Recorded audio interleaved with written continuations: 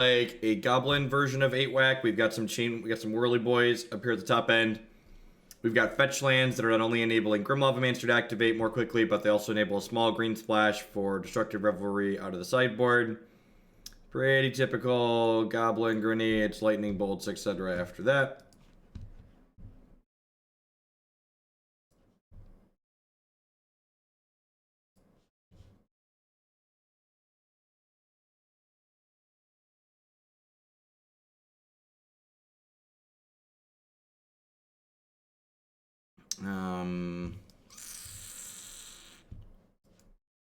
So, like, when I look at hands like this, we can easily handle like Moto at the amount of damage marked in a red box. So that's not intuitive or useful for a lot of people, Gilger. And like, you're arguing that you want it to be like the previous thing. So like, you're a biased example of like what's a good use case for how damage should be marked, because people hate change, and you just want it to be like the thing that you're familiar with. And Magic Online, the way it does it, I'd argue it's less efficient than what Arena does, because the way Magic Online does it, it requires me to have to do math on every creature that has damage marked on it before I can actually calculate what its current remaining toughness is. And the current remaining toughness is generally more important than like the total actual toughness.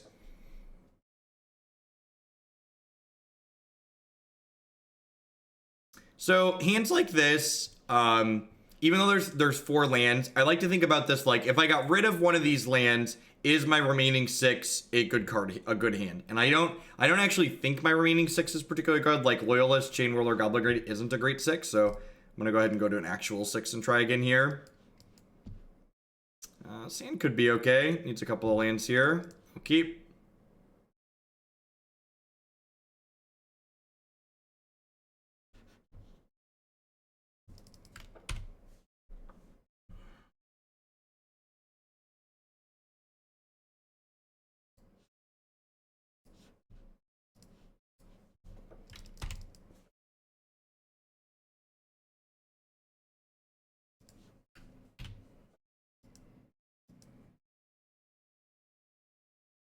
I don't know about great. Like this, if this was the other Bushwhacker where I could go Burning-Tree into Bushwhacker on turn 2, I think this hand would be great. But without like an actual Bushwhacker in my hand, this hand's like kind of mediocre. It's like definitely a keep, but like I'm not excited about it.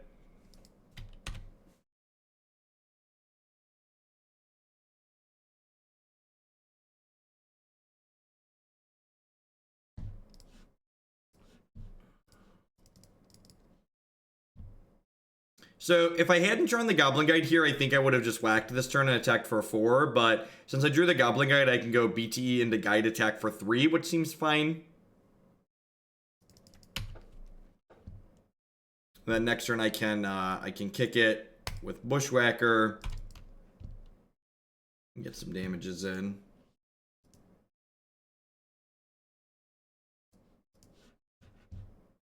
Remand, rude. Weird that they chose to remand the guide and not the Burning-Tree Emissary. Interesting sequencing.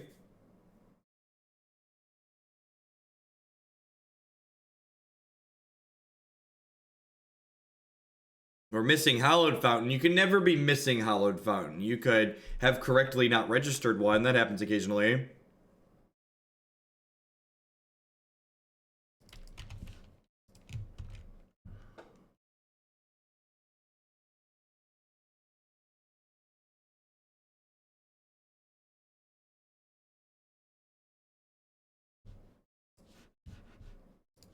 All right. That's a basic force. Or are they Scapeshift? They're playing Scapeshift. Okay. Kick it.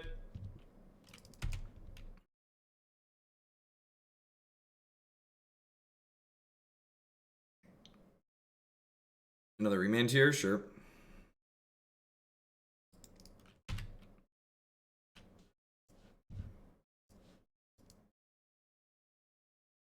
How long until you get a response? 2 to 3 days a lot of the time. I decided to stream last night instead of responding to messages.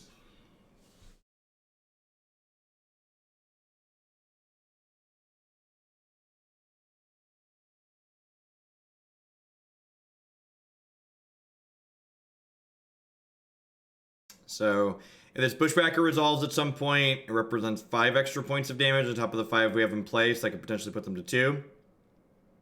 Hunting Wild. We could be dead as early as next turn. It's worth noting too here that like these Stomping Grounds aren't free.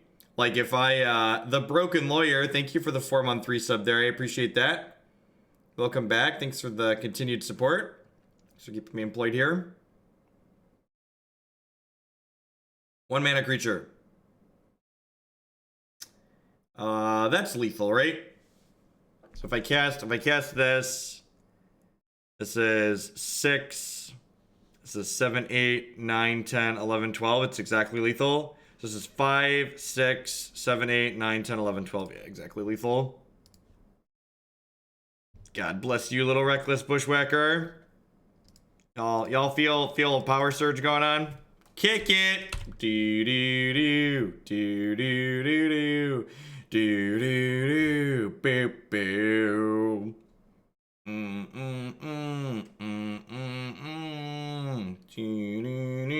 Kill you.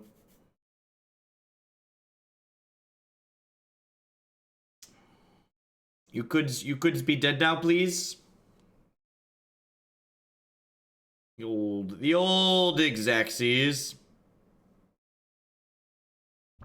I'm gonna cut 3 Whirly Boys. I'm gonna bring in 3 Blood Moons. I'm gonna click submit. That was turn 4. That was turn 8, actually. They had 4 turns, we had 4 turns. 4 plus 4 is 8, chat.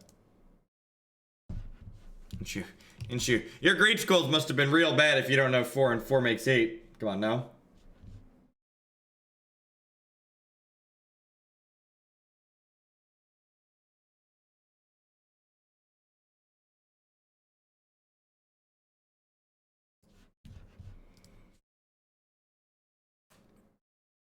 It does indeed. This deck gets people real dead. Very, very aggressive.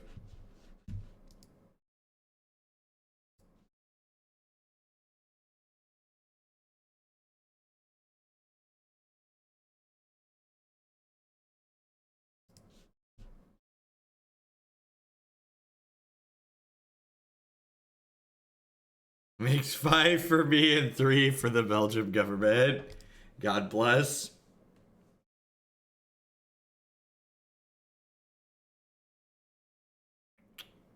One plus 1 plus 1 is 7. It's good counting.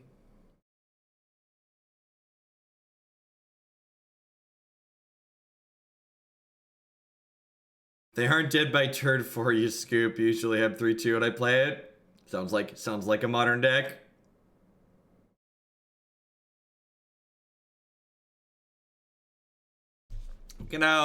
Look at how friendly he is. Look at him. Just like whirling around.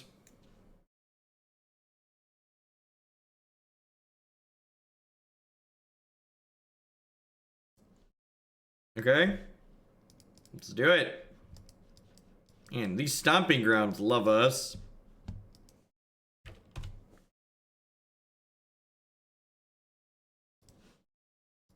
The Battle of Wits deck looked miserable to play against because it was miserable to play against. It's a good clean curve here. We draw a 3rd land on time. We'll get to go Guide into Loyalist, Mogg Fanatic into Mogg Fanatic, Kick Bushwhacker, Surge Bushwhacker, whatever the text on this card is called. This one's Surge, right? Feeling a surge.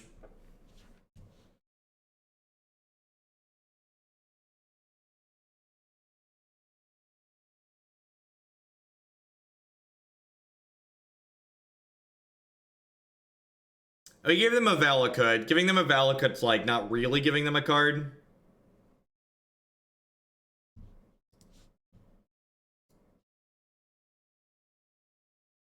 He, she, they're all just goblins, right? I don't really care, all goblins are the same. There's no need. They're all just ugly green creatures.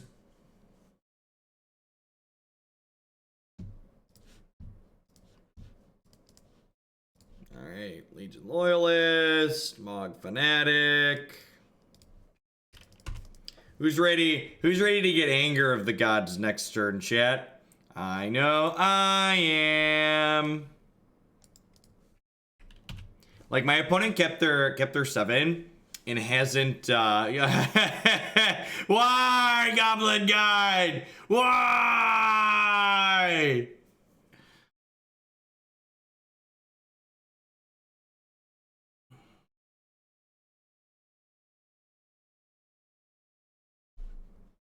You're a traitor to your people, Mr. Guide.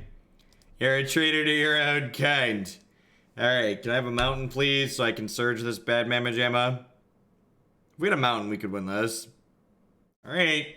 Alright. If we hit a mountain, we could win this, has been declared.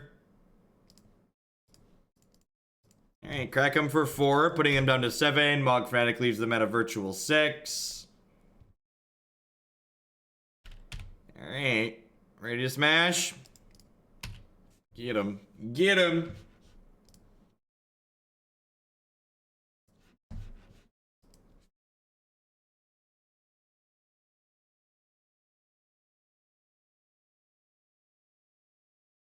Go forth and conquer, my children. Go forth and conquer.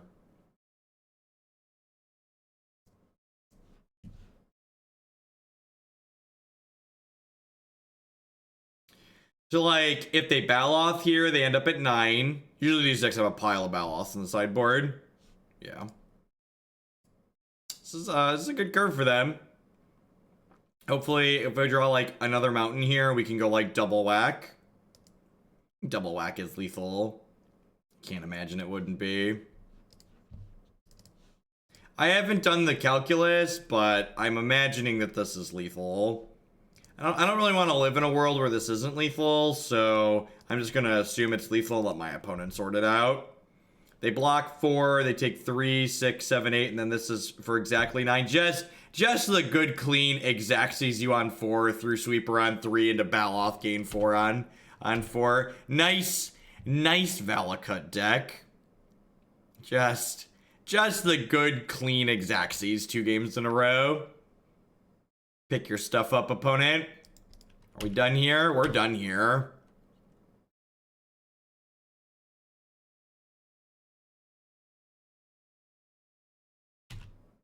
Yeah, used every bit of the Goblin Buffalo, chat. Shishisha!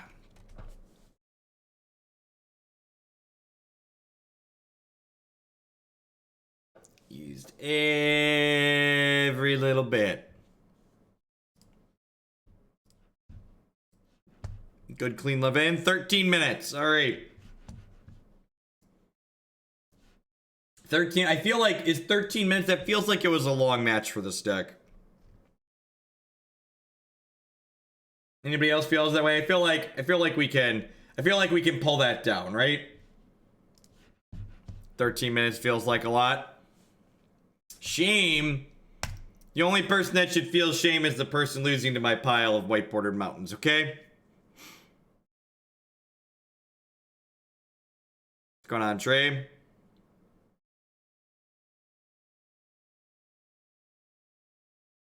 Yeah, gotta pick it up. Let's go, goblins. Let's go. Let's run them down. Whoop. Almost misclicked there. That would have been pretty bad. I'm gonna lead on Foundry Street Denizen, because I still deal 4 by turn 2 by leading on this, and this way if I draw another 1-drop creature, I actually attack for 5 on 2. It is currently 8:34 a.m. in Central Standard Cornfield time.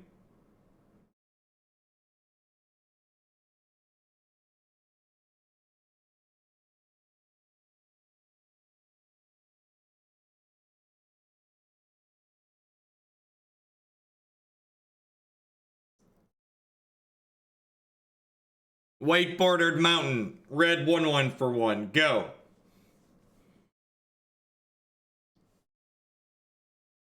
Just set the tone of what this game's gonna be about here. Just let you know. Put the cards on the table. Just play them face up from here on out.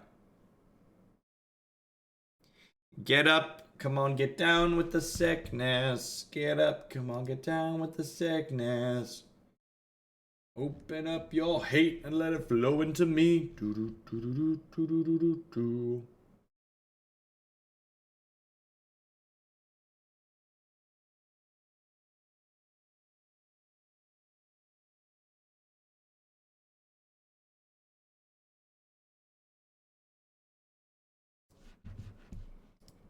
Our opponent appears to be AFK. This is not how we increase the land speed league record, opponent. Again, absolute best thing about Magic Arena. This doesn't happen. You don't just sit here and watch the clock tick down for 2, 3, 4, 5, 8 minutes. How's everyone doing this morning? Welcome.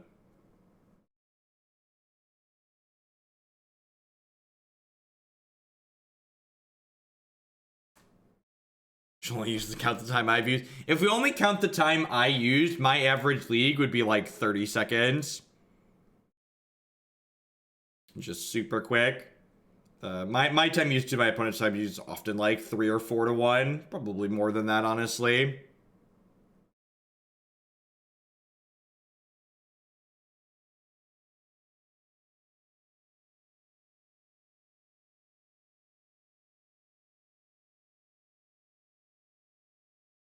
Oh, look, they played a land and then went back to doing nothing.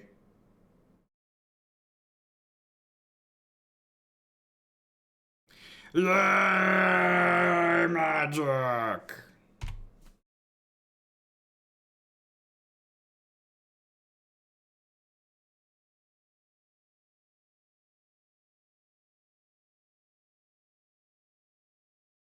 It's Friday where you live? That's so far into the future.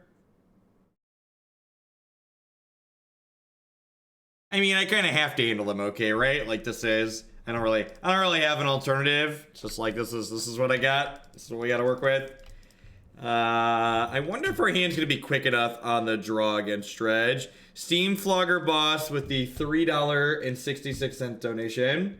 Whoop, let me refresh my dashboard here. Be on top of things. Doing great, Jeff. I hope you're all. I am doing well. Life is swell. Life is swell. It's because my software still sucks. Oh, Jet. Man, this is a matchup where oh lord, they hit a conflagrate.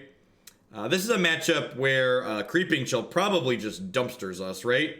Ooh, they don't have. Are they not dredging? Are they drawing for lands? No, they're dredging. Okay.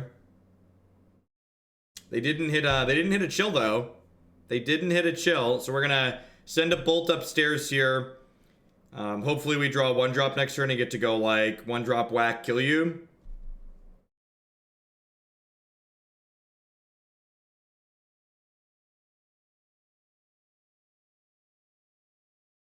You'd think that, Aaron, but there are a lot of content producers out there that they play very, very deliberately. Let's call it deliberately. So they're at a virtual 14. This puts them to 11.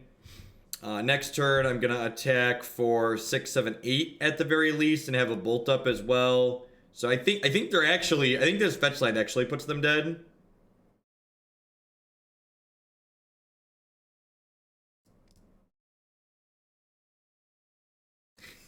I don't know if they were dead before, but they are certainly dead now. It's good clean love in here. Triggers.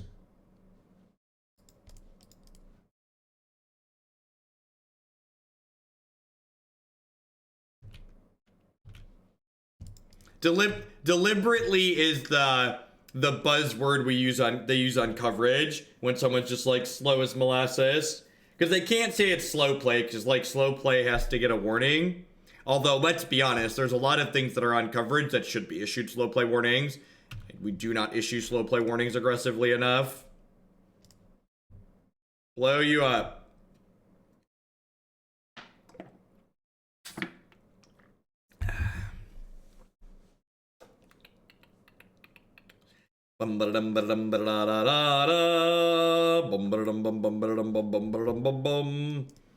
Alright, I have correctly identified that I should bring in Tormod's Crypt. I'm basically an 8-whack expert. I'm gonna board out Goblin Chainwhirler again. I don't think this is a Magma Spray matchup. Prized Amalgam's the one I actually care about.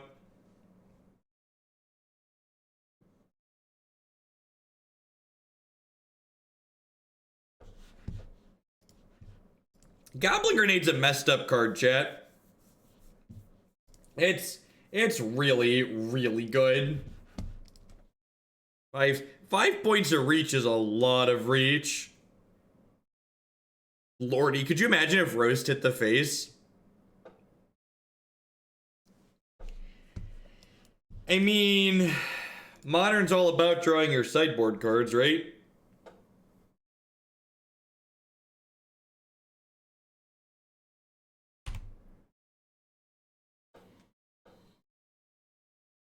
Oh. And that's honestly one of the best things about Magic Arena. It basically, the way the auto tapper works, it basically auto F6s you in the early turns, right? Which is just like ideal. Like there's so much to be done that where people just like don't use their auto pass accordingly. Yeah, I'm pretty happy to nuke this yard. I'm gonna get a Faithless Looting, a Con Flag, a Creeping Chill, and double Amalgam here, so definitely just gonna shut that down.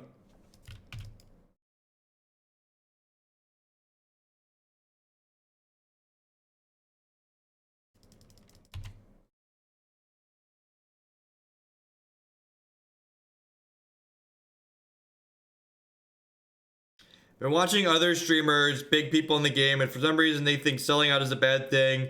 It's like they can't make money because Magic a hobby. I think that's the biggest reason that keeps Magic pros down. Yeah, I don't get, like, obviously I don't get that, right? Like we're very pro monetization on this channel because guess what? Monetization is what lets me be here as many hours a week as I am. Good clean living here.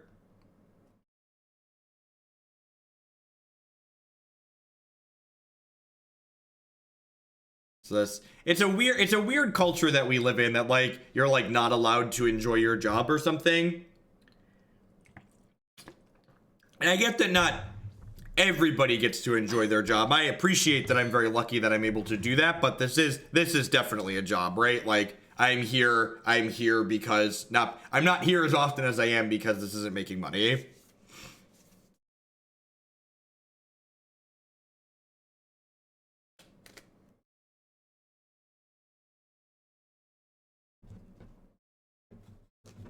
Justin tries his gosh darndest to make you not enjoy your job.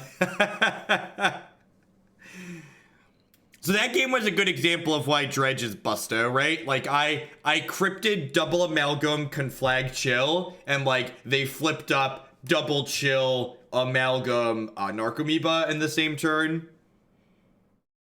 I do have a nice clean shave thanks to Harry's.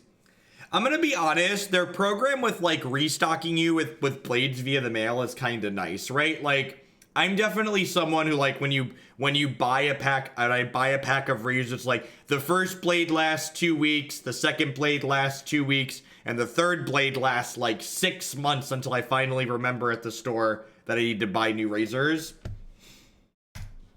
So like getting them restocked automagically through the mail is kind of nice and not having to remember.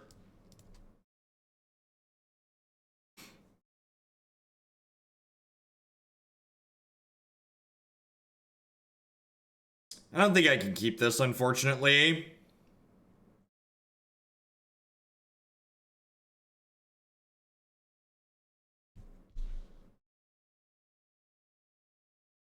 Yep, this is a hand. This is a hand of Magic the Gathering cards, chat. Magic the Gathering cards.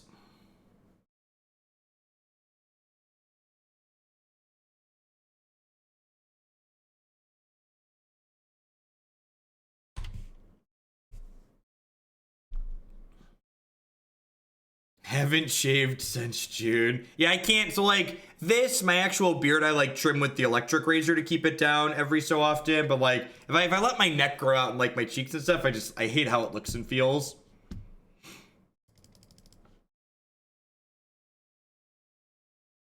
Even though Harry's razors monetarily are cheaper, who asked about the Gillette? Aaron, are cheaper than the Gillette blades, their quality is very comparable. The reason why they're cheaper is because they own the factory that makes their blades. So their costs are lower. They're not just like reselling someone else's product.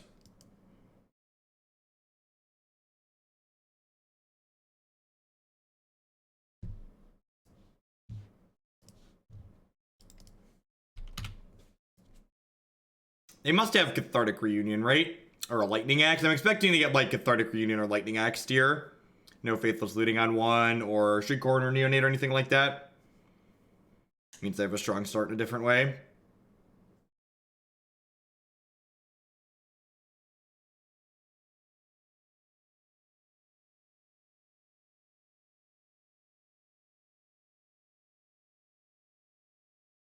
Yeah, looks like Lightning Axe happening here. Wasn't double Goblin more damage this turn? Yeah, maybe I'm supposed to double Goblin. Because if I double Goblin, that leaves me the Burning-Tree Emissary in case I draw a Reckless Bushwhacker next turn. Yeah, I think you're right that I should have double Goblined. They'd be at 15 right now if I double Goblined. We're probably dead. I don't think we can beat this this Prize to Amalgam coming back. Especially if they have any sort of follow-up.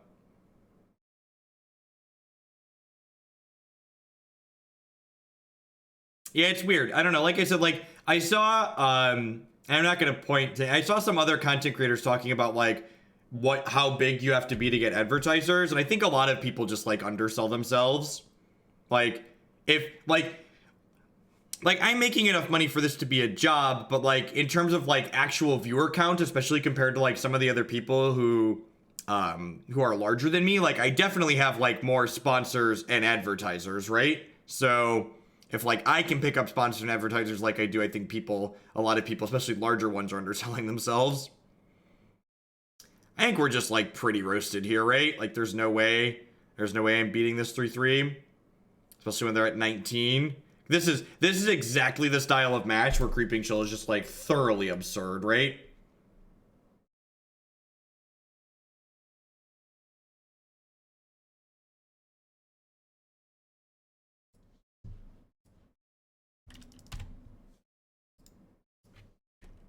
Correct, yeah.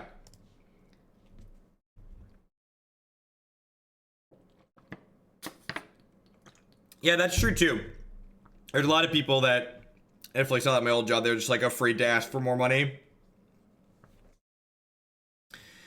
Not a ton. I haven't been able to watch for a bit. How did you end up liking green black mid range? I don't know that green. I think green black is a very reasonable deck, and I think if you love the cards Tarmogoyf and Thoughtseize, it is the best Tarmogoyf Thoughtseize deck in Modern after playing a bunch of different iterations of things.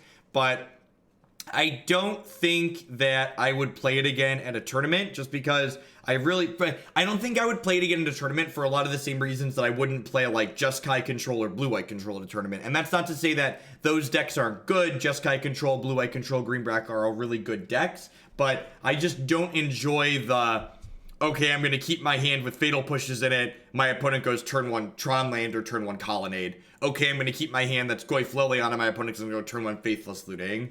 Like, I think I would rather have something that's like more proactive, like the blue-red tempo deck. I'm gonna look at a couple of combo decks for the Invitational as well. I think I want to work on Amulet Titan. Probably gonna really consider Griselbrand and maybe what's it called? The Grixis Goryo, as foretold, seemed like a very reasonable deck.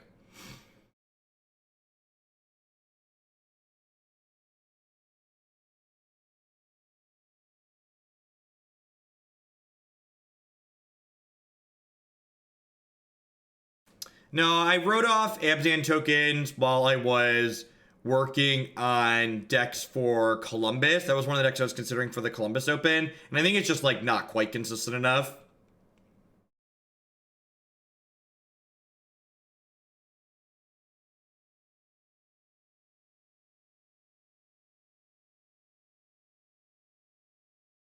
Just up. Honestly, when, like, personally, and people are probably different with this, when my neck has a bad reaction to shaving, usually it's a mix of my blade being dull because I've used it too much and not having a shaving cream that works well for me. I've definitely done the lazy shave with minimal or no cream before, and then that leaves your neck looking real bad.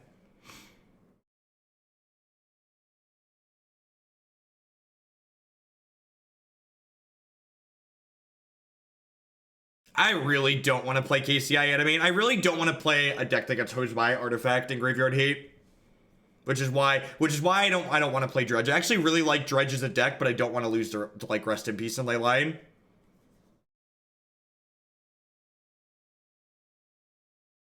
That's true. The Harry starter kit comes with actually a really nice cream that smells great. Oh right, Conflagrate just kills us. Yeah, this matchup seems really rancid for us. I think we had a chance in this matchup before they had 4 free Lightning Helixes in their deck, but with 4 free Lightning Helixes, this matchup seems pretty unwinnable. If they have anything close to resembling an average drop.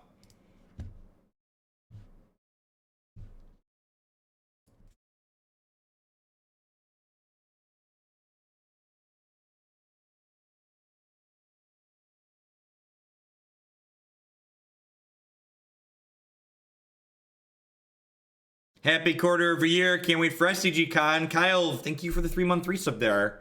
I appreciate that. Welcome back.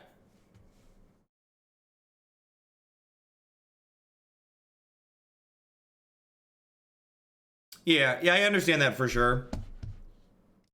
I just like generally pick my decks in Modern based on like what I don't feel like losing to.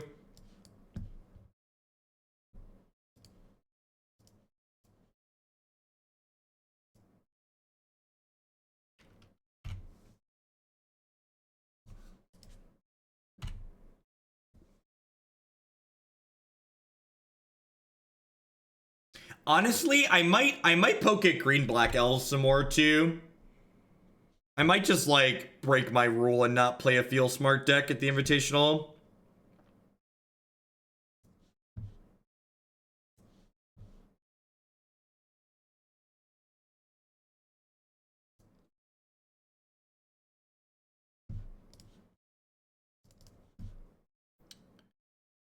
What's my sequence here?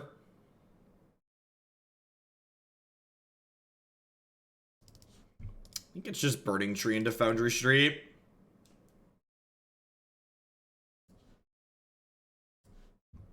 And like part of the upside too to like choosing to play a Smork deck at something like the Invitational is that the Invitational is only half Modern, right? So like half the tournament I'm going to be working on Standard, and like most of Standard is generally pretty interactive and mid-rangey.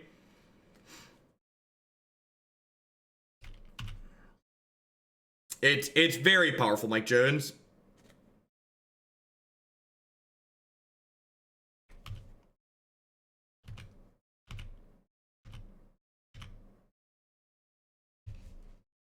So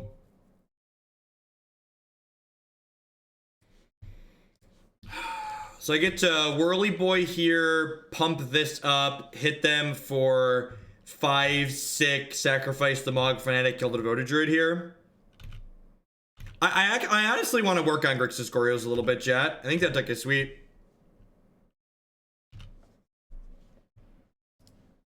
So I actually think Elves is one of the most consistent Collected Company decks, and that stems from the fact that it's a deck that isn't looking for specific cards off Collected Company most of the time. It's just looking for any cards in its deck. It's just like a critical mass deck.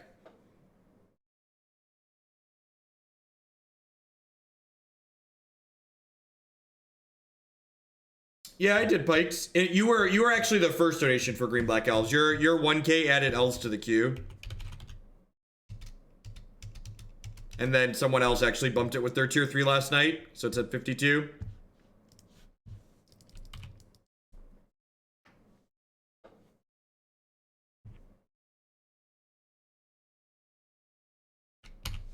Frid. How do I ever beat a 3-3, chat?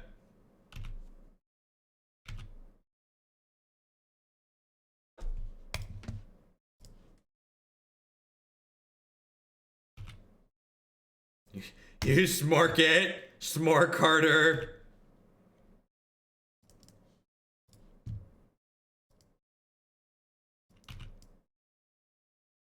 Was that like a good, was that a good, I had several people comment to me that they felt that report was really good, and I felt like it was short and loose, but if other people think it's good, I'll take it, I suppose. I guess short and sweet is like good to a point, right? Just like I talked about the things that were relevant and just like I glazed over the things that weren't.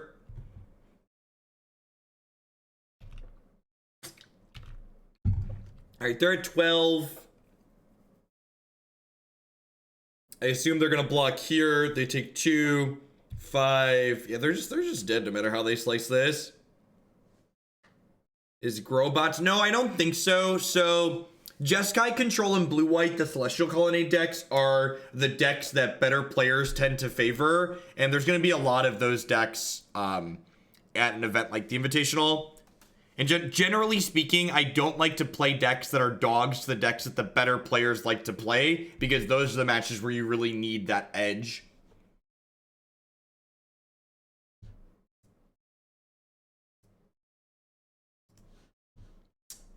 This is probably a Magma Spray matchup.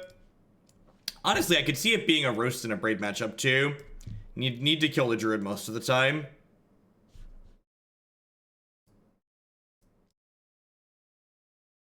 Well, I can't play Tron. I read on Reddit that that deck will never beat Assassin's Trophy, so can't play that one.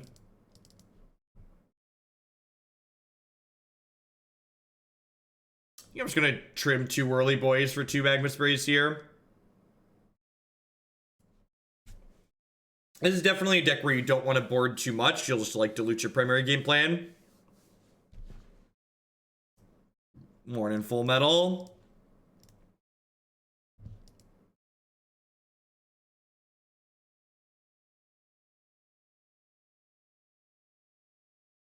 Yeah, so Roast is like your kill Tarmogoyf, kill Gurmag Angler card, which is pretty important. That 5th point of damage is super relevant. If the 5th point of damage wasn't relevant, you'd probably play Roast or Flame Slash before you played Lava Coil.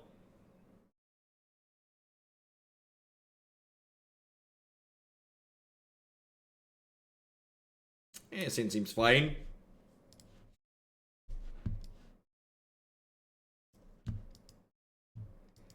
Ed Main, thanks for re-upping that Prime support. I appreciate it. Welcome back. The Thing Ascension deck's probably a good choice too. The Thing Ascension deck is like kind of this sweet mix between like feel smart and like good, strong, proactive deck. I probably should. God, why my list of decks is too long. I understand what all those pro players mean. Modern sucks. Why can't I just have one deck that's obviously good? Why do I have to like think about all this stuff? I don't think about stuff. All right. I don't think I'm Goblin Grenading this. I think I'm just gonna be like, kill me, and I'll take game 3 on the play.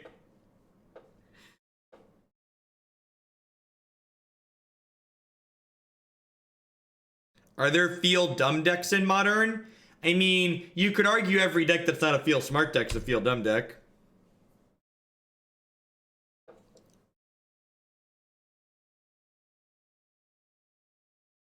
Am I dead yet? Yes. Yes, I am. Yes, I am dead. All right. Excellent. Well, I mean, huh.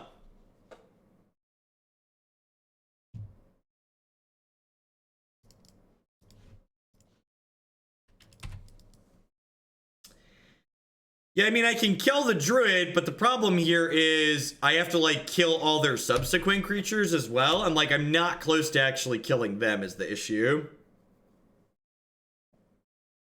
This Goblin guy is not playing for the home team here. It's giving them multiple lands now.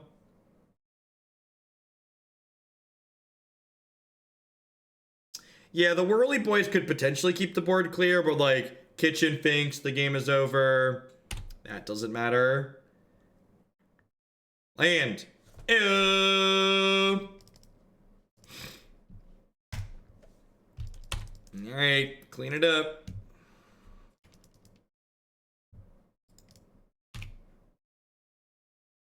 All right, so you're saying there's a chance. That's all I need, chat. All I need is a chance. Take a chance on me. Do do do do do.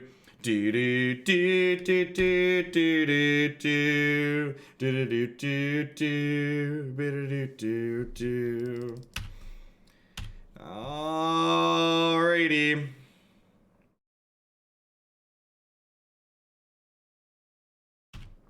Chord for 2.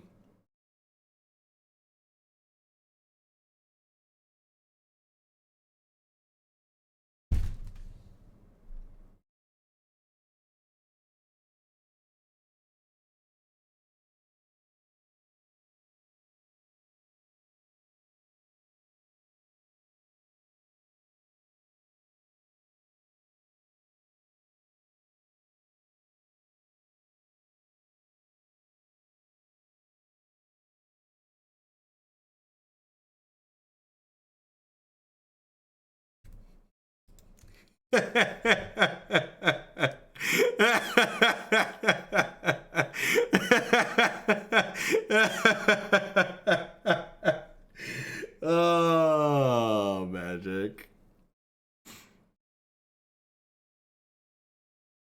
Hey, Pike, thanks for the biddies. Shade World is Joffrey. Good lord. Yes, sometimes they want it more than you, chat. Sometimes they want it more than you.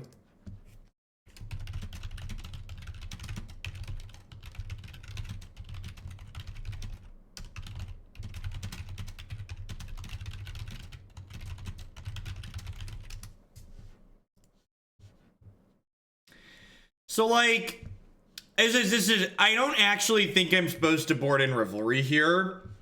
They almost certainly don't have. They almost certainly don't have more than like 2 worships, and I think we can kill them through worships in non-zero amount of time. Like if we would have been on the play there. Like, Grim Boy's a good card. Is this hand good enough? I guess Grim Lavamancer is, like, kind of absurd.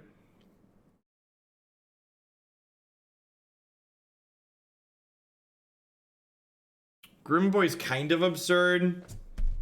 I just can't mulligan. Turn 1 Grim Lavamancer. Especially with these fetches. Like, the fetches make it better, too.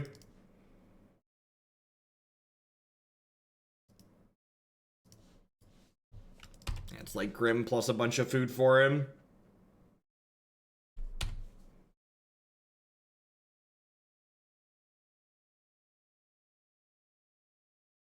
It's unfortunate.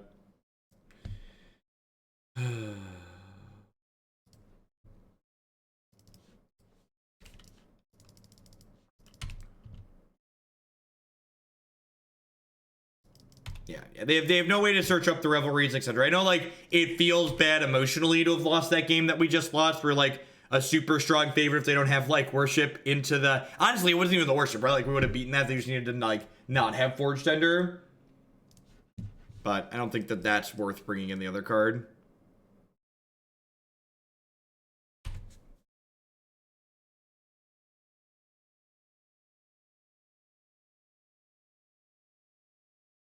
Nah, they have too many other must-kill things that I think burning a Grim Lavamancer activation on the Birds of Paradise is a pretty big mistake.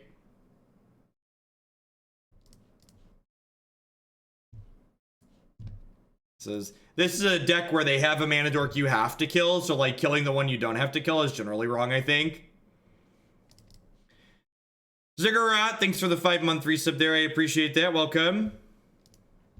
What do I put in the deck list part of the forum for Spade deck? I'll leave the deck list up to you. You can just, that should be a freeform field. You can put in the details of what you want me to build around.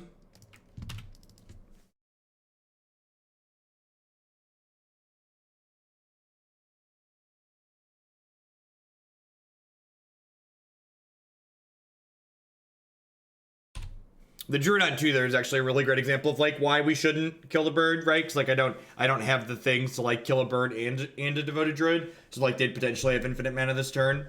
If I would have shot down the Devoted Druid. Or I would have, like, been forced to use the grenade as a shock.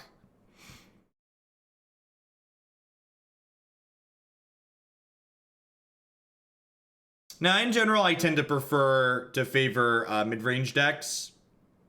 Mid-range and control decks to aggressive decks. Mid-range and control decks I classify as what are feel smart decks.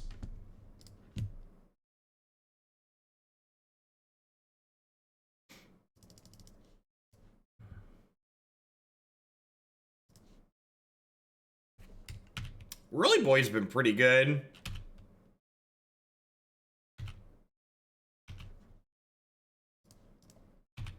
Probably throwing Foundry Street at this night, huh?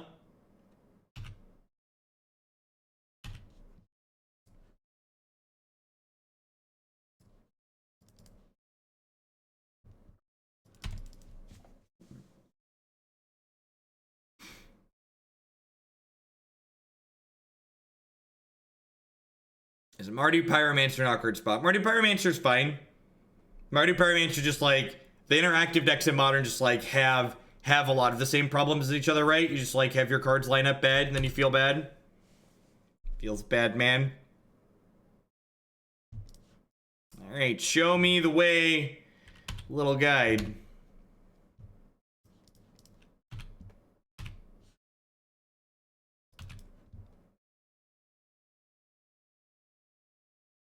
Oh yeah, probably just misclicked when they shocked in the Temple Garden. Just incredibly unlucky, you know, turn 4 play. Oh, baby. So like, this card's really good against us, but like, as far as like collected companies go, that was kind of decent for us, right?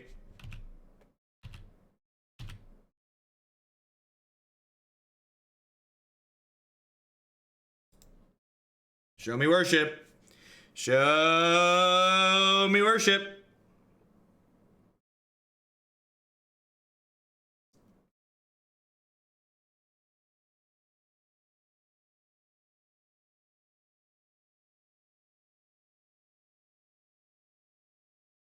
It was basically a chord for one. No, they can't chord with their lands, chat. Duh. Pikes with the $30 donation. Thank you for the support. I appreciate it. Let's sneak elves in. Sounds good. Thanks for the support. I'll get to that one real soon now. Yeah, I agree. That tank was way too long for worship. Gosh, who's the big idiot that boarded out a bunch of his, I really should not have boarded out,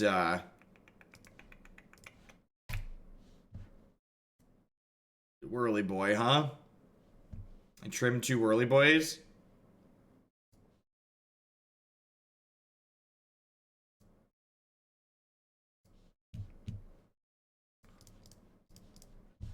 Whirly Boy would have been lethal here. They have Field, Tech Edge, and Ghost Quarter. It's interesting.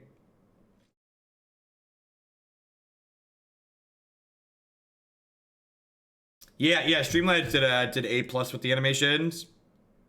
They turned out quite fantastic.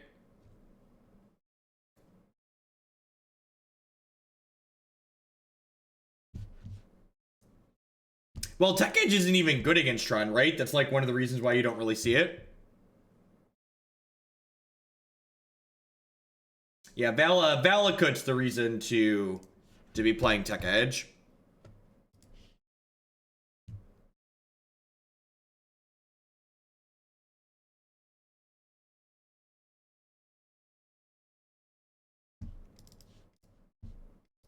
All right. Play my Grizzly Bear. Your move, opponent.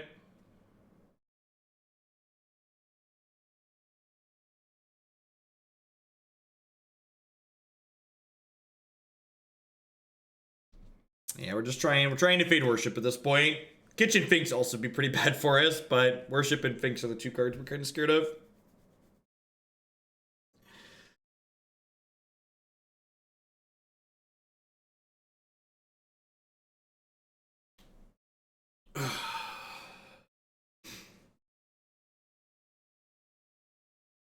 Stay dry, stay warm, Ziggurat. Yeah, Finks isn't unbeatable. Worship's unbeatable, but Finks could be... I feel like, again, this tank means that either their cat knocked their keyboard over, or either the cat knocked the keyboard over, or they don't really have the nuts.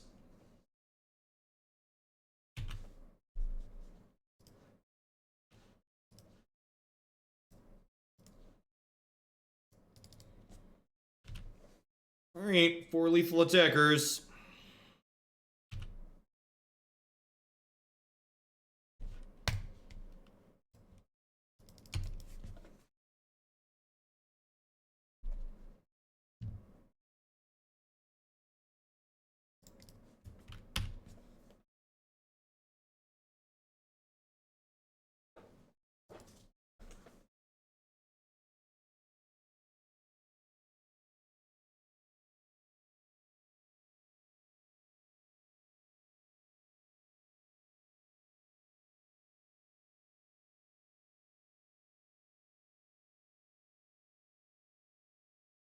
Flash in worship. No ley line of anticipation here.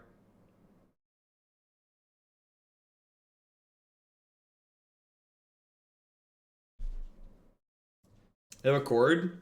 This could be a chord. I think we're getting kitchen finksed. Elegant Chaos Gaming, thank you very much for the tier 1 sub. I appreciate that. Welcome. Oh, Night of Autumn. Sure. Go to 5. Block, die.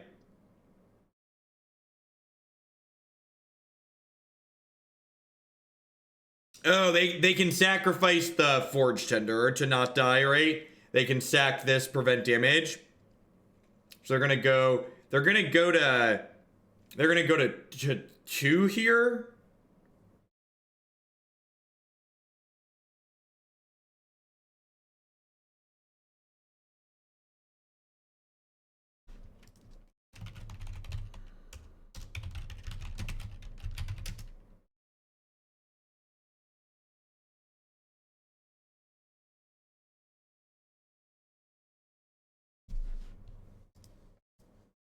All right. After getting got by Worship Forge Tender, we're able to pull that last one out.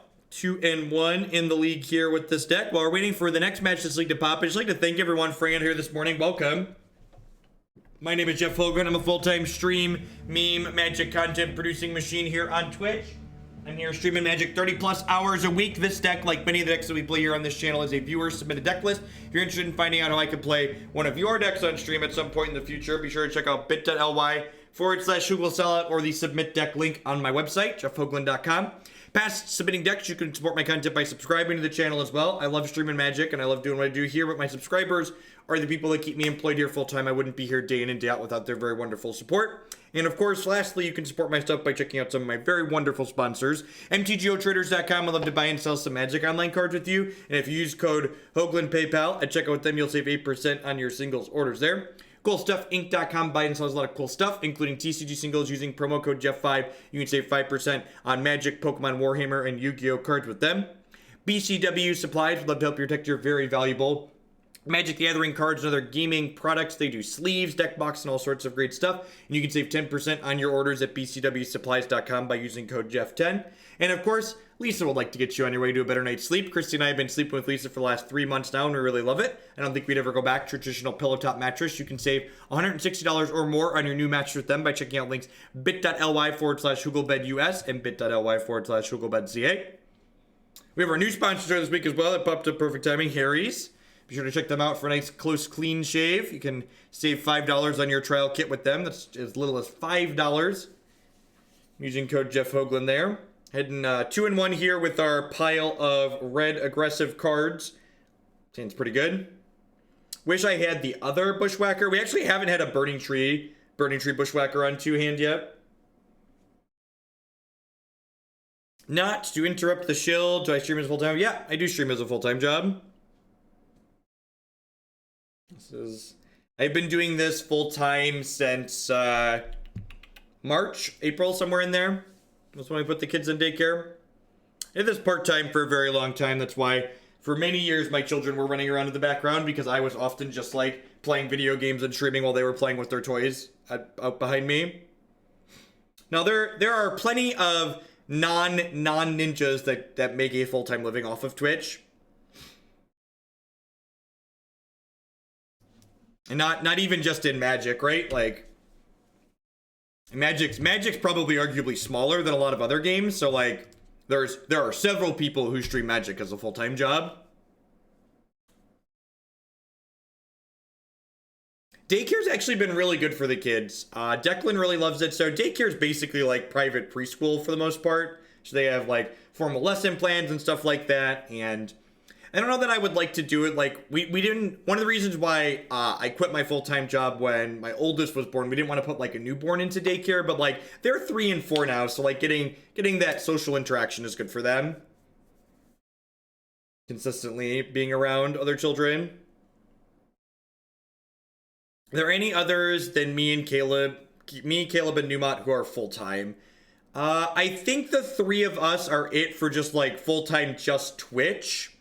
But like there's other people who do full-time Magic content creation, right? So like, you know, like Saffron Olive, for instance, definitely full-time content creation.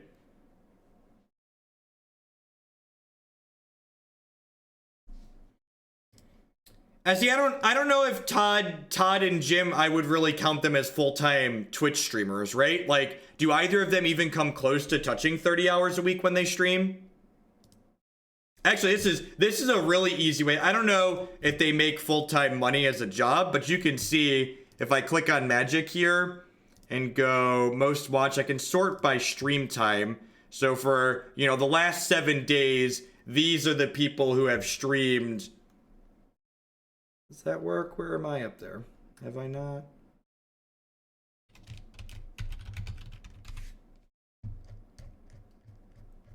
I've only streamed 32 hours in the last 7 days. Some of these people have streamed mad hours. 85 hours. Whew. So these are people who are streaming a lot. There's a lot of Twitch API data that you could look at. Yeah, and that's why I said like there are people who do content full time, but not necessarily Twitch full time, right? So like a lot of people like Todd Stevens and Jim Davis and them, like, right, like they definitely do Magic stuff full time, but they don't necessarily stream full time. Yeah, my numbers for the last week are down because I was at an event. Is definitely true.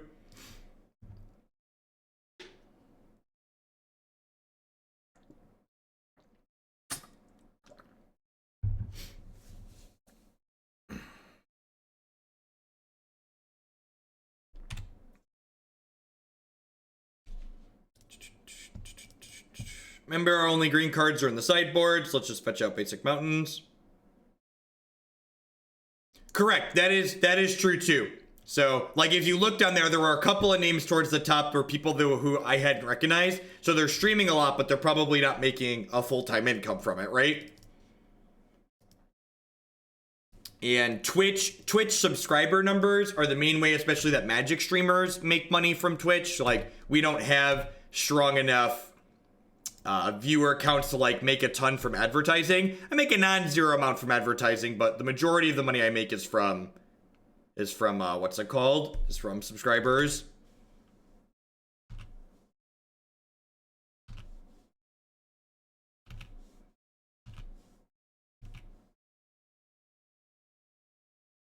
How's that legal where you live? That you can work as much as you want as an adult.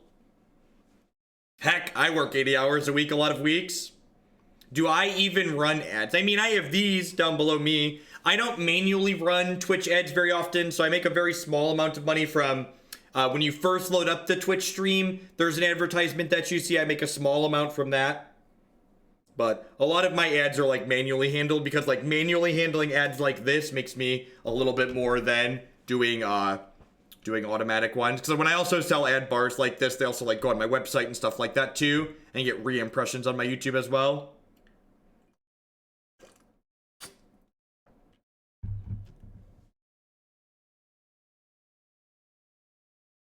Sounds Dutch. Thank you. That's funny.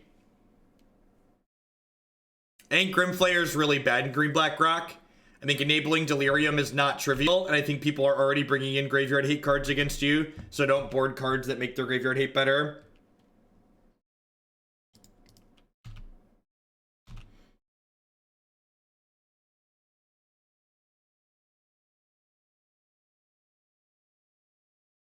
Yeah, I agree to a degree. I think there's a big part of the whole Magic professionals need to get paid more money thing where it's just like, well, maybe you need to monetize in a better way. Yeah, we've had a number of people. What's it? Savitz was a very popular Hearthstone streamer who's gotten fed up with that game. That's been streaming Arena now as well.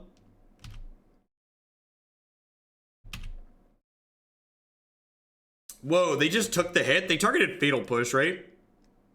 Alright, so I'm not going to play this Chainwhirler out because I'd rather it not get Fatal Pushed here.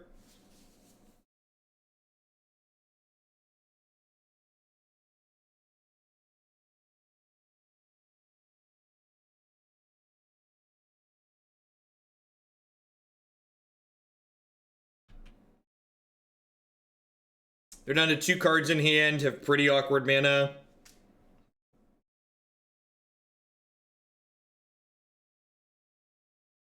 Yeah, I killed their Snapcaster Mage.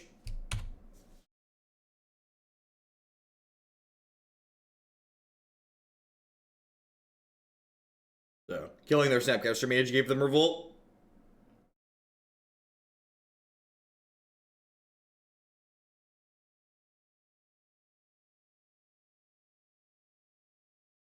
Alright, so we know their last card's good because they chose to not discard it to drain. Those are, in fact, reasonable things a Magic Pro should be doing as work. In fact, when I was traveling to play Magic for many years, so like 2014, 2015, 2016, I traveled a lot to play Magic, probably more than most people in the world. And the only actual profit I made while traveling through all of that was from my actual written content and the small amount of videos that I did. Traveling to tournaments mostly just breaks even. Hey, Rudy is Austin Powers. Thanks for the support there. I don't know why my bit notification seems to have regressed. It happened last night. I'll have to poke at that after the stream. We don't have a fancy gesture animation for that at the moment.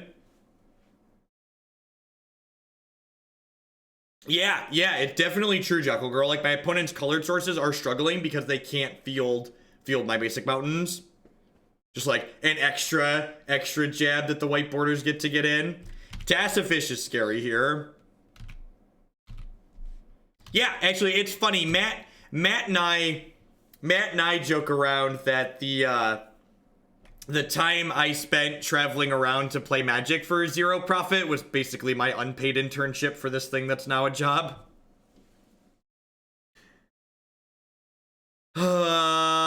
I think I'm just supposed to pass here, right? Because if I, like, draw a Bushwhacker, I have lethal. Like, I'm not supposed to, like, trade... Am I supposed to trade this for 2 points of damage?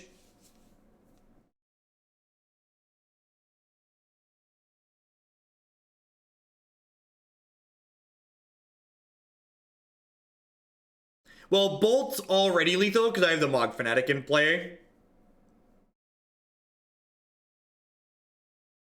Yeah, I'm like saying players can't monetize without Wizards is kind of silly too, because like obviously I don't have anything from Wizards, right?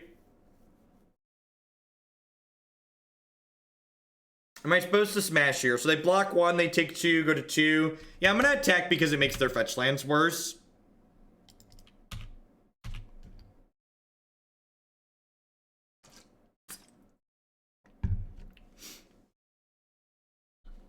Yeah, I'm like, this is good for us too, right? Because now this puts them to 1, which makes all their fetches dead.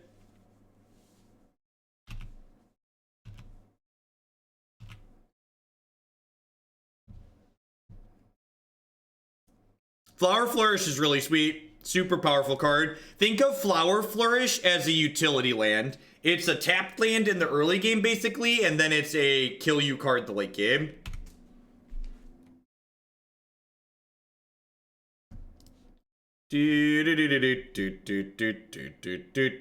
Should've played this land out. I'm gonna get mana leaked. Gonna get mana leaked now and be very sad now. Should've played this land out. Gonna get mana leaked. Yay! No justice stream! Yeah! No justice stream!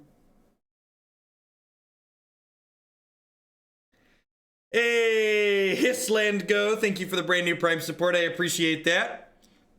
So, Wizards is incentivized to do it from a marketing standpoint. I don't know if I agree with that. So, like, I feel like people overestimate, and this is just because, like, this is just because we're very focused and caught up in the game, right?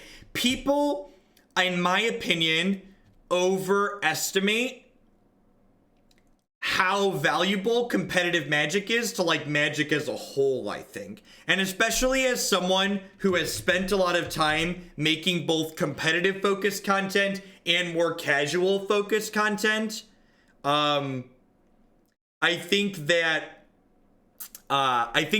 the market that you gain from focusing on competitive content is a lot smaller. The Blood Moons could be okay. I'm not going to bring the Blood Moons in on the draw. I think I might have them in my deck on the play. Today, someone asked about Arena. Today is going to be all Modern on Magic Online. So my Arena day is every Tuesday. And then whatever other random extra streams I can fit in past that.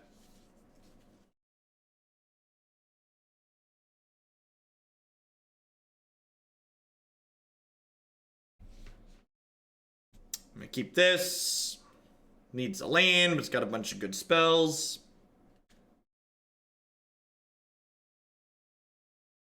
Don't you think that competitive players spend notably more money on the game? Yeah, sure. Competitive players spend more money on the game. That is definitely true. But, like, there's so many less competitive players that, you know, that ratio isn't favorable at that point, I don't think. Every esports focus on competitive and the casual is trying to follow the competitive meta. They use the competitive to drag more people into the game. Sure, but Magic's not an esport. Nothing about Magic in its current state is an esport.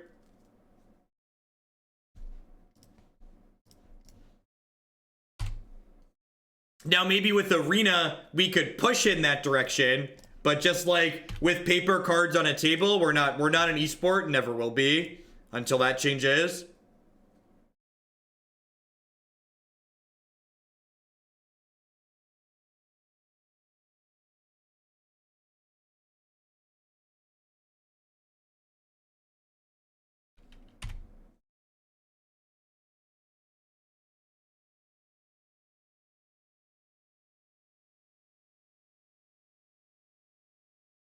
I know I'm supposed to lead on Foundry Street Denizen here.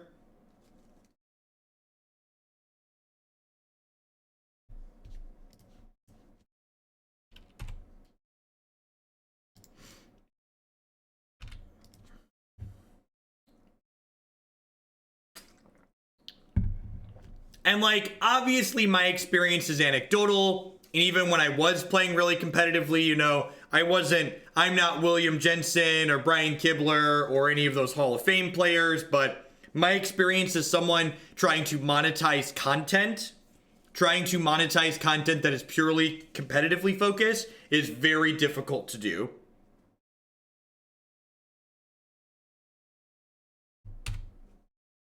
Well, I've given them plenty of cards. If they have a collective brutality here, we're probably just gonna get ranched.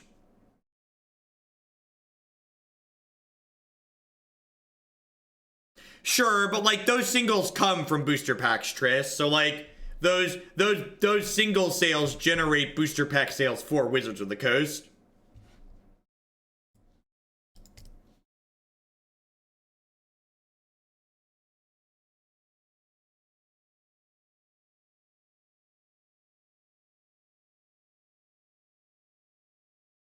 Yeah, Kibler definitely understands casual monetization.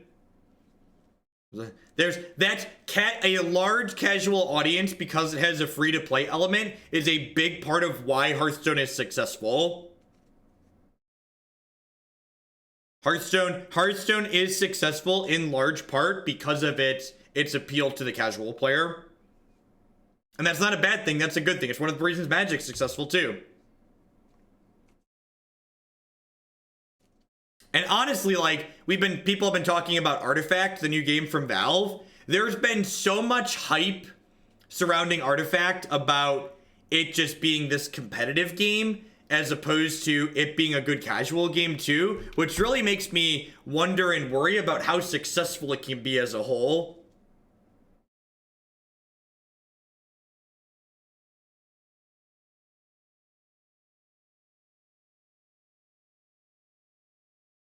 I believe Kent is going to be doing his first day streaming when I sign off today. All right, counterspell me.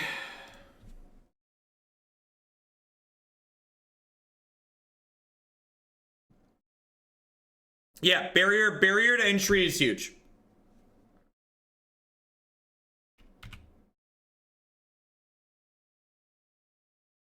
A full League of Legends account costs far more than a standard deck. Sure, but League of Legends, the stuff you buy in a League of Legends account has to is mostly cosmetic, right? Or do I not understand League of Legends? Is League of Legends one where you have to actually buy heroes? League is League's all cosmetic? League is free. Okay, yeah. So like Magic isn't free outside of Arena, right? And that's one of the things Arena can really do for Magic. It can give people away who are interested in getting into Magic but don't want to dump a bunch of money to do that.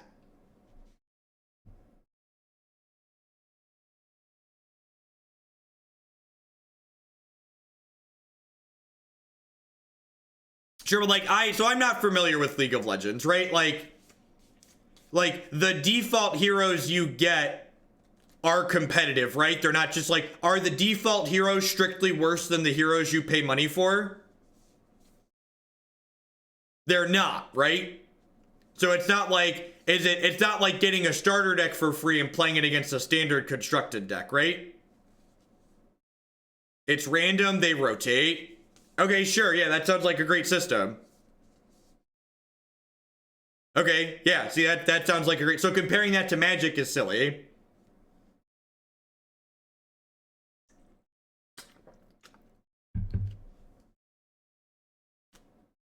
You know, because like in Magic, if I give you a deck full of free cards from your local game store, I'm going to destroy you with my deck of real cards that are like a constructed deck, right?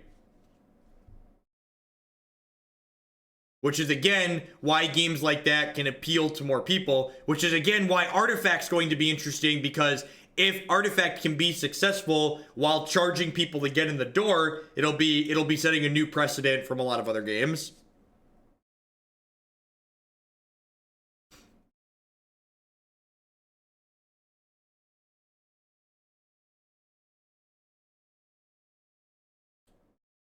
Yeah, if this hand draws a Bushwhacker, it's the Stone Cold Nuts on the play. The Surge Bushwhacker. Even without the Surge Bushwhacker, this hand's just like very good, right? It's just like Foundry Street into burning Goblin Guide on you.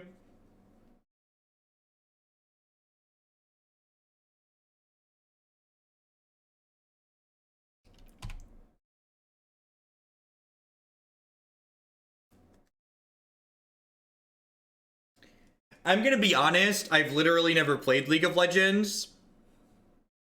The last time I played a MOBA, it was a Warcraft 3 map. For those of you that don't know your history, that's where we invented the idea of a MOBA, in a Warcraft 3 custom map.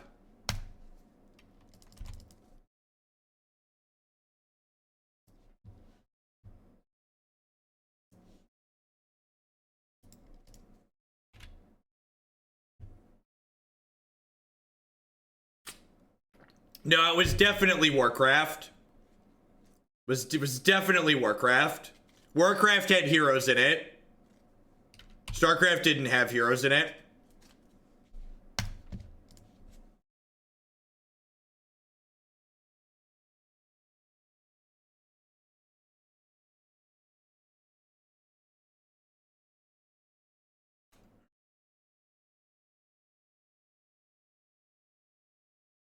I played a lot of Blizzard games as a small child. Played some Diablo 1. We played the crap out of Diablo 2. You were playing Warcraft before I was born, very likely. Yeah. I'm leading. Did I ever play Skyrim? I played a little bit of Skyrim. I played a ton of Morrowind as a child. Morrowind was our jam. They leaked my mana, that's rude.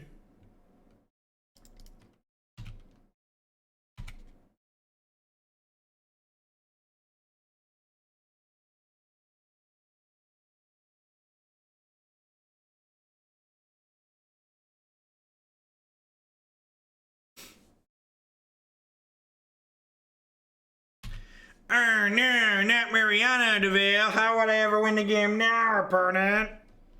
How will I ever win the game now?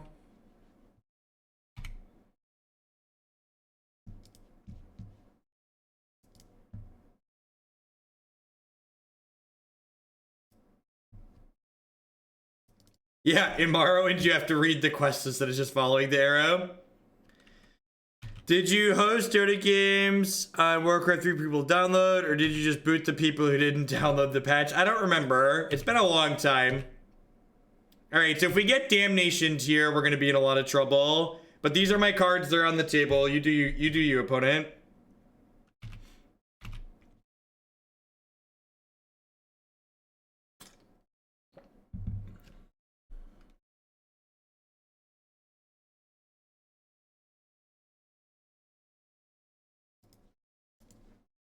Alright, Goblin Guide, Lightning Bolt, show me the way, show me potato salad! Alright, that turns off fetch lands at least.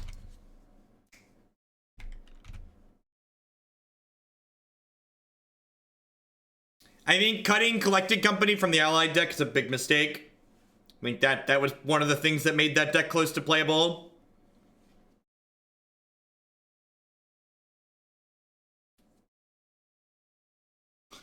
Oh, this could be a collective brutality, could be a dull threat too.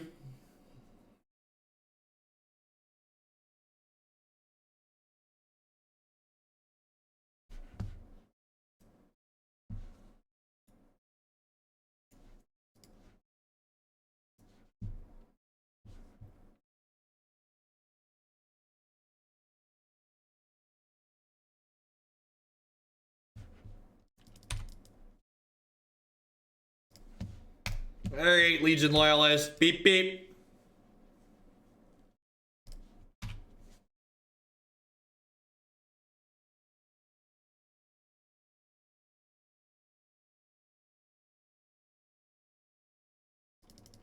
I actually have an open emote slot. We hit 2,400. I need to fill that at some point here. Nobody blink. Nobody blink.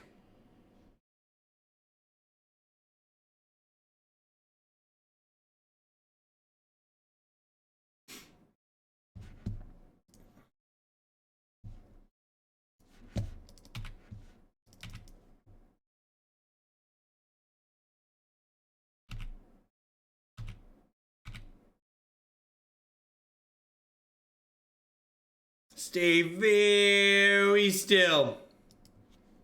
No, I think cards like that are too slow and clunky for outside of standard. Maybe in our glorious new non-rotating format. I am waiting for our glorious new non-rotating format. I think we're 2-1 in this league. 2-1 sounds right.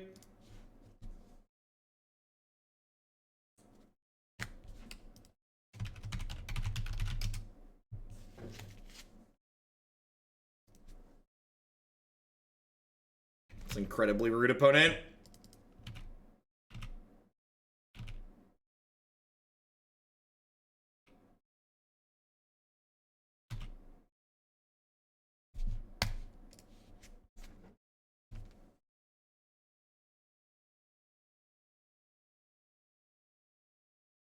Just dead to the Legion Loyalist. All right. Didn't even need the bolt.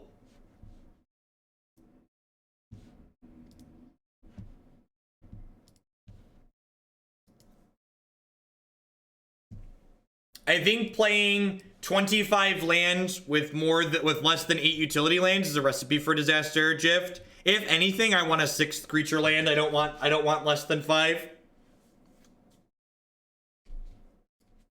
Part of the reason why the green black deck plays so many lands is because it plays a bunch of utility lands.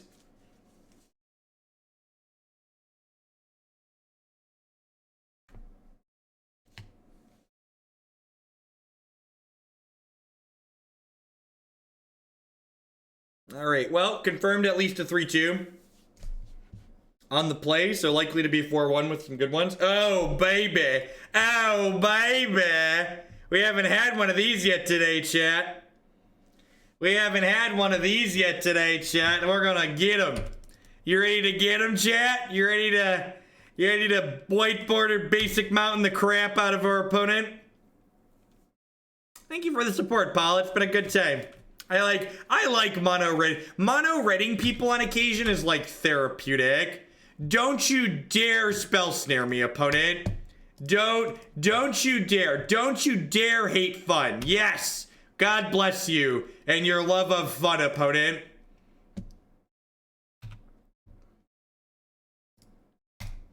We're pretty unlucky that we didn't have 2 more Burning-Tree Emissaries. Basically the stone cold unluckiest. Oh, tapped Hollow Fountain, huh? All right, don't terminus me.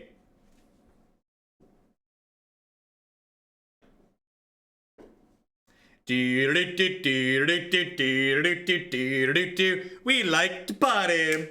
We like to party. Bum bum bum bum bum bum bum bum bum. God, woo! At least they didn't have a Stoneforge Mystic there. Never would have been able to beat that one. Someone asked about the Goblin Chainwhirlers. I think the Goblin Chainwhirlers are kind of sweet. They give you like this creature that's a little bit bigger that can actually like get into combat a touch. And remember, this card's reach. It's direct damage, right? Like it just like does a damage to your opponent.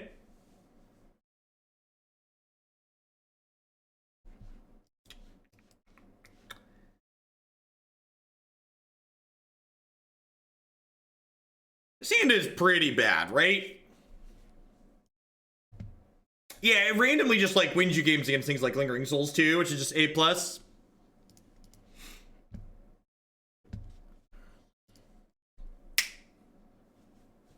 In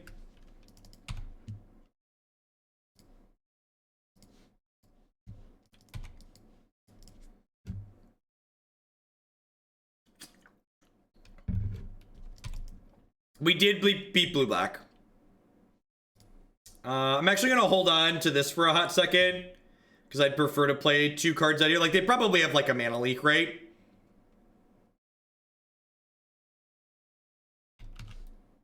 Maybe I should have let on Legion. Yeah, I probably should have let on Legion Loyalist there actually.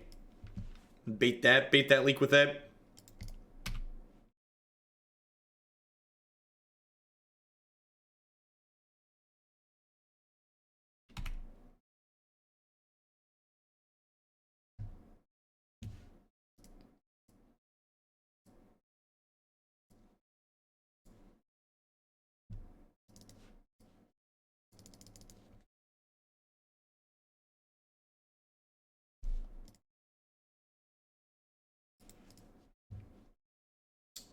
Oh, leaving it in this matchup for timely reinforcement seems real.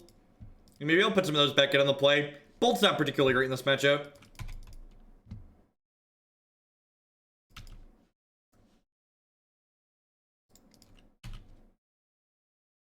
Legion Warboss over Whirler in this deck. I like that Whirler is reach. I think that's a big deal. They just have nothing here. Like Land Verdict, maybe. I think I just prefer the bigger hit. I think they have a more limited amount of counter spells post board, especially.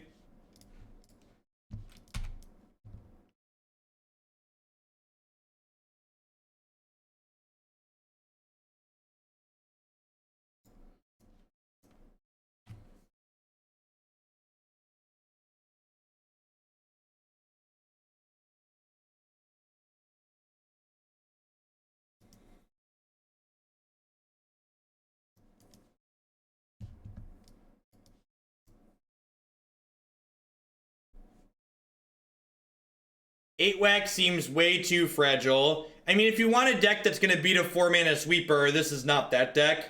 If you want a deck that's going to occasionally kill your opponent before they play a 4-mana sweeper, this is that deck.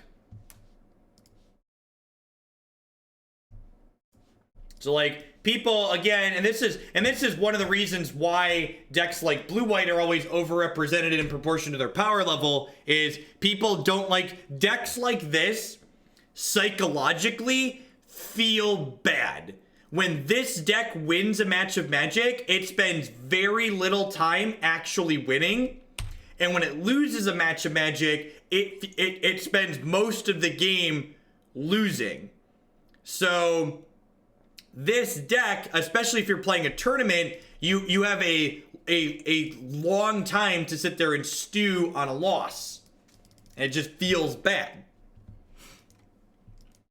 I don't think I'm supposed to Bushwhacker for no value here. Maybe I am. Yeah, I probably am. I have like Chain Boy next turn anyways.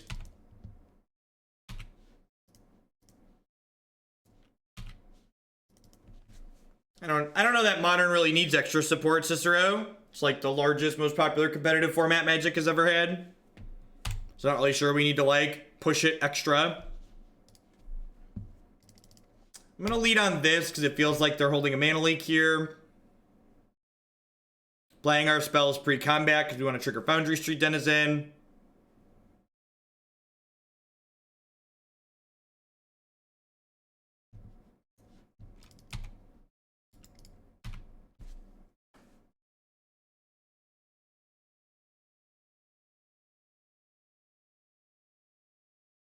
The control matchup is bad for this deck. If the control deck draws the right cards, it's good against everything, which includes this deck. When your opponent has their stuff on curve, you're gonna die, and that's just how it goes. When they have their sweeper right away, you're probably not gonna get out of it. Like if they opt Terminus here, all right, we tried. If they don't opt Terminus, they're pretty dead.